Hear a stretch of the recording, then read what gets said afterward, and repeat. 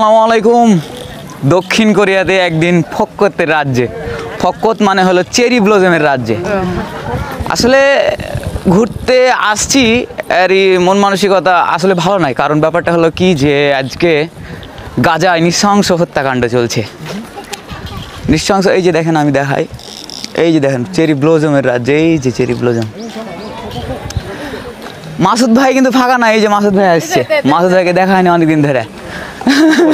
মাসুদ ভাইকে কি হয়, মাসুদ ভাই কিছু বলেন, গাজার উদ্দেশ্যে কিছু বলেন। আজকে যে গাজাগুলোকে ধরেন যে মানুষ আজান দিতে লেগে, আজানে আল্লাহু আকবার শুরু করেছে, এই সময়তে মনে করেন যে মানে বিস্ফোরণ, মানে বোমা বিস্ফোরণ করছে। এটা সম্বন্ধে দেখেন কত নৃশংসভাবে। এখানে একটা জিনিস, সেটা হলো কি দোয়া ছাড়া করার কিছু নাই। আজকে গাজাতে মানুষ গাজা কবরস্থান বানাই দিয়েছে, গাজাকে কবরস্থান বানাইছে মানুষকে ড্রোন দিয়ে। এই যে যেমন আমরা হাঁটতেছি ভাবে না, মানুষকে ড্রোন দিয়ে মারতেছে, এরকম একটা অবস্থা।